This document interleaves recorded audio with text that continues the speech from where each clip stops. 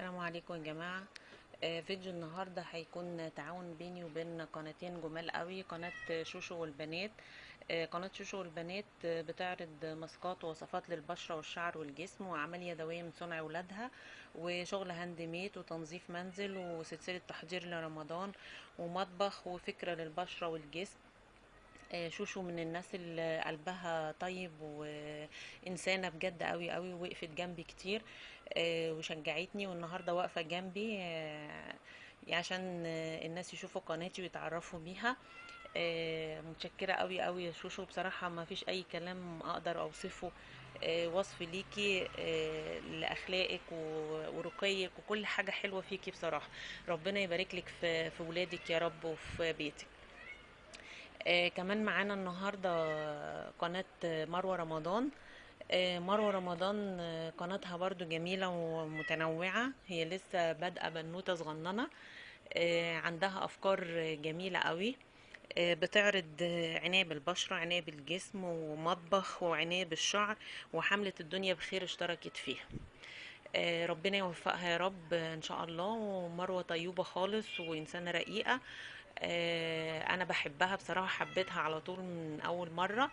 ربنا يوفقك يا مروة ان شاء الله، ويا رب الفيديو بتاع النهاردة التعاون بينا احنا التلاتة يعجبكم ان شاء الله، ويكون في استفادة ليكم، والتوفيق ان شاء الله. وان شاء الله نبتدي الفيديو مع بعض. بسم الله الرحمن الرحيم. ازيكم يا جماعة، عاملين ايه واخباركم ايه؟ النهاردة الفيديو ده هنعمل شغل على علب البرينجلز اللي احنا بنرميها. انا شفت اشكال كتيرة قوي ليه عن الناس بيعملوا لها اعادة تدوير، بس اللي انا هشتغل بيه النهاردة ما شفتش حد بصراحة عمله، يعني يعتبر ده حاجة حصرية ليا انا، ان انا ما فيش حد اشتغل بالفكرة دي. احنا هنحتاج ايه علشان علب البرينجلز دي؟ طبعا انا قلت لكم ان ده فيديو تعاون بيني وبين قناة شوشو والبنات وقناة مروة رمضان. هنشتغل ايه بقى بالادوات اللي احنا عاوزينها. احنا محتاجين شريط ساتين اللي هي بتبقى بكرة كده، الشريط العريض. بجيب انا كلفة، انا اللي بروح انقي الكلف دي. بصوا شكلها جميل ازاي. بقطعها طبعا على قد ايه الدايرة بتاعت علب البرينجلز. هنفرد كده مثلا شريط الستان،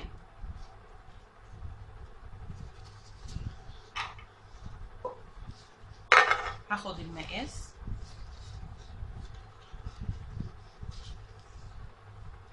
طبعا، هسيب حته كده صغيره عشان انا هستخدم مسدس شمع.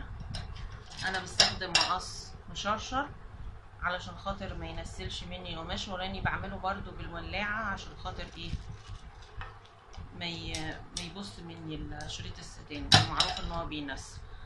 خدت المقاس وهكذا هقص واحده تانية، انا هعمل اتنين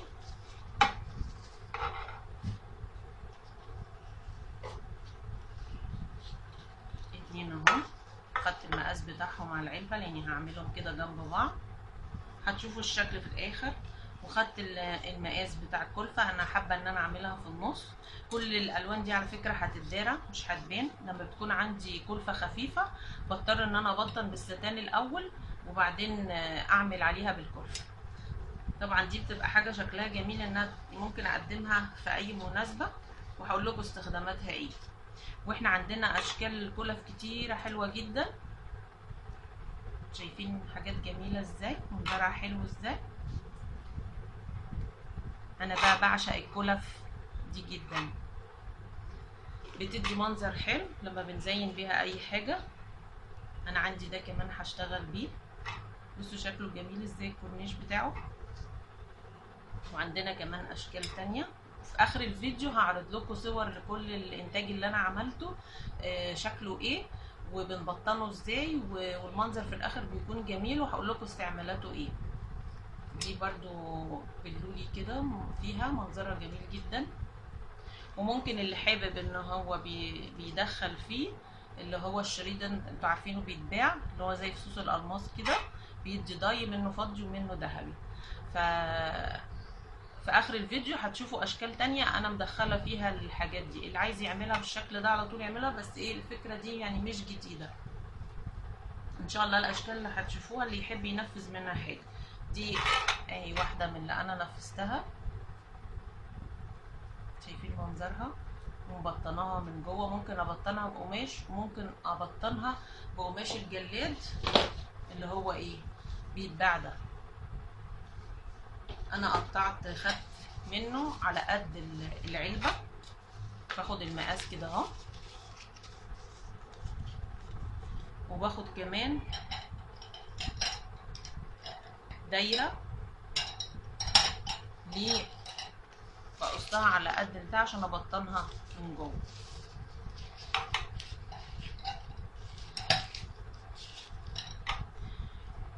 نبتدي بسم الله الرحمن الرحيم. هنجيب شريط الستين،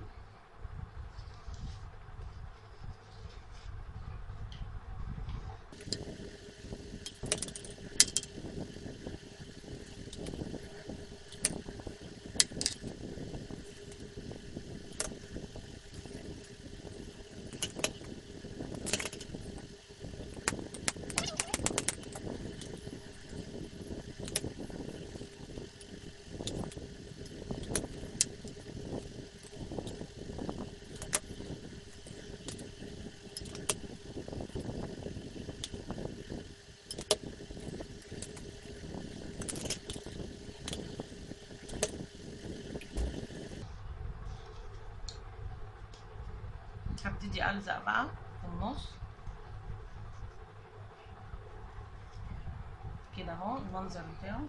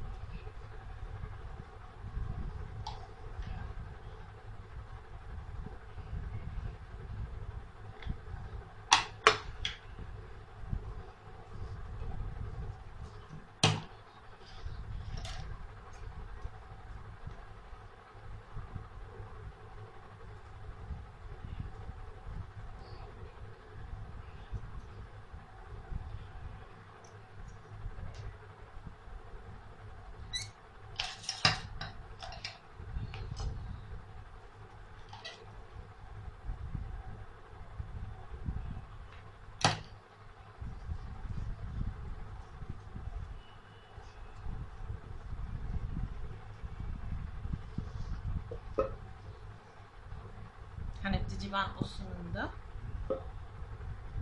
انا عندي حته جاهزه اهي، ممكن ان احنا ناخد منها ونكمل بعد كده. هنحطها هنا في الطرف ده كده اهو عشان اداري الحرف ده.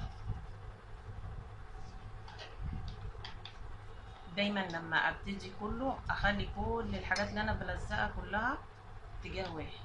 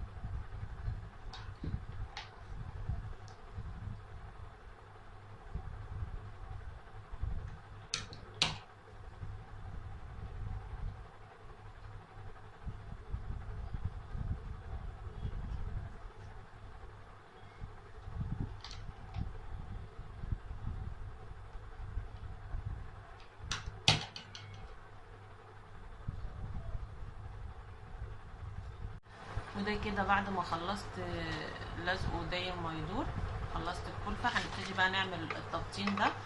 طبعا الاول اخد المقاس من بره كده، وبعدين عشان بس مش هتعرفوا اللي لسه بادئ مش هيعرف ان هو يحط الورقه من جوه وياخد المقاس. لا، احنا حاولي من بره الاول تقصي من الجلاد، وبعدين بعد كده حطيه جوه، لان طبعا المساحه جوه هتبقى اقل من اللي بره. هيبقى عندنا ايه مسافه، فعشان ما يكلكعش منك في حته ايه زياده، هنبتدي ايه نسيب كده ايه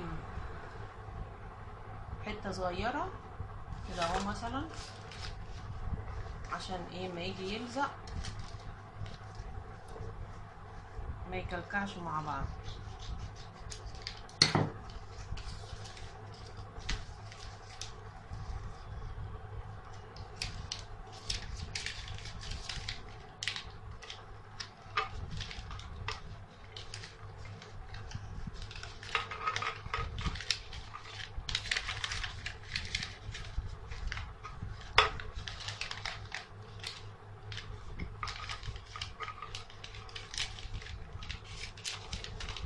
بتعكس شوية عشان طبعا اللزق.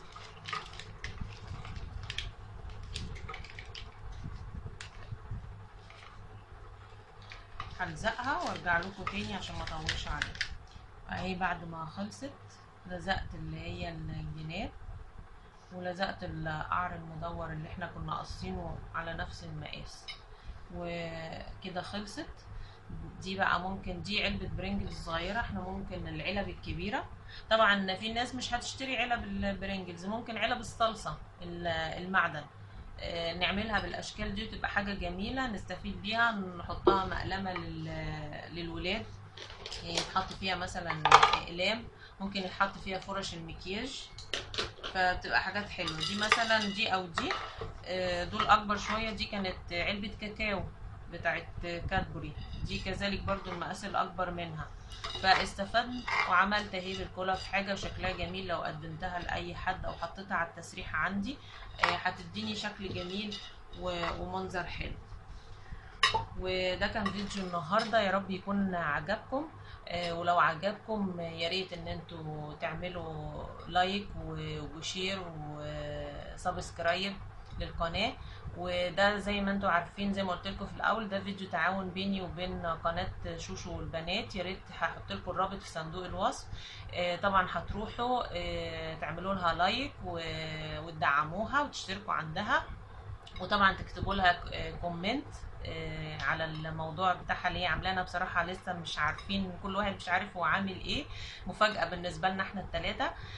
وطبعا قناه مروه رمضان برضو تروحوا تدعموها وتعملوا لها اشتراك ولايك وشير. ويا رب نكون عملنا حاجه حلوه ليكم ان شاء الله واستفدتوا بيها. واشوفكم ان شاء الله في فيديو جديد. السلام عليكم، باي باي.